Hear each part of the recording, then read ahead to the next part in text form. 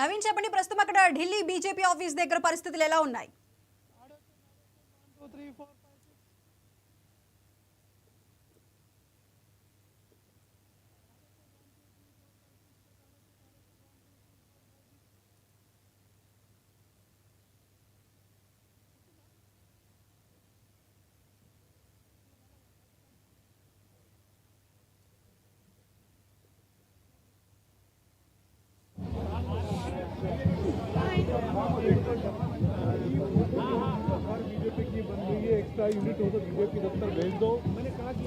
ప్రస్తుతానికి బీజేపీ కార్యకర్తలందరూ కూడా పార్టీ కార్యాలయం కూడా చేరుకుంటున్నారు. ప్రస్తుతం మనం బీజేపీ పార్టీ ఆఫీస్లో ఉన్నాము. ఇక్కడ ఇప్పుడిప్పుడే పార్టీ కార్యకర్తలందరూ కూడా పెద్ద ఎత్తున చేరుకున్నటువంటి పరిస్థితి నెలకొన్నాయి. దాంతోపాటు సంబరాలు చేసేందుకు కూడా పెద్ద ఎత్తున ఏర్పాట్లు కూడా చేస్తున్నటువంటి పరిస్థితి నెలకొంది. అయితే మొదటి 2 రౌండ్లో మాత్రం ఇటు అంటే మనీష్ సిసోడియాతో పాటు అరవింద్ కేజ్రీవాల్ ఇద్దరు వెనుకంజలో ఉన్నారు. దాంతోపాటు ఇప్పుడు జరుగుతున్నటువంటి రౌండ్లో మాత్రం ఇద్దరు నేతలు కూడా ముందంజలో ఉన్నటువంటి పరిస్థితి నెలకొంది. జంగ్పురా నుంచి మనీష్ సిసోడియా పోటీ చేశారు.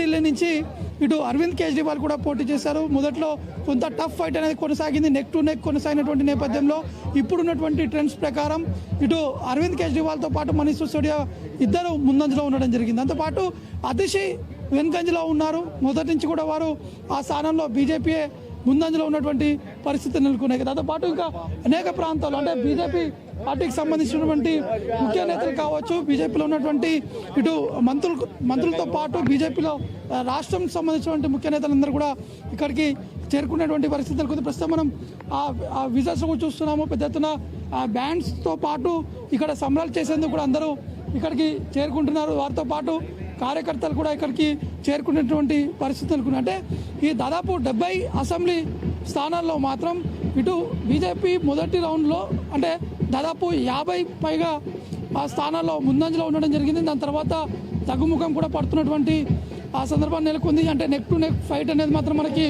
స్పష్టంగా కనిపిస్తుంది. దాంతోపాటు ఇప్పుడున్నటువంటి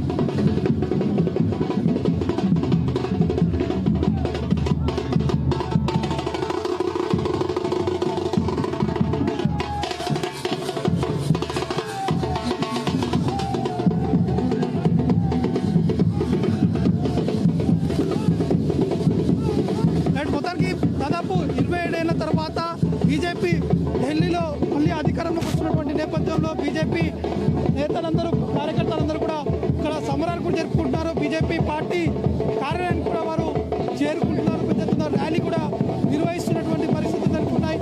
ఎందుకంటే బీజేపీ ఇచ్చినటువంటి హామీలు కావచ్చు, డబుల్ ఇంజన్ సర్కార్ సంబంధించినటువంటి విషయాలు కావచ్చు, అంటే ఖచ్చితంగా కేంద్రంలో ఉన్నటువంటి పరిస్థితులకు ఇది పూర్తి స్థాయిలో బడ్జెట్ సంబంధించిన విషయాలు కావచ్చు, ఇంకా అనేక విధాలుగా కూడా హామీలు ఇచ్చాం కాబట్టి అవన్నీ కూడా నెరవేరుస్తామని చెప్పేసి కూడా ఇటు బీజేపీ ఎన్నికల ప్రచారం కూడా చెప్పడం జరిగింది. కాబట్టి ప్రస్తుతం ఫలితాలంతా కూడా బీజేపీ వైపే కనిపిస్తుంది. ఖచ్చితంగా బీజేపీ అధికారంలో కూడా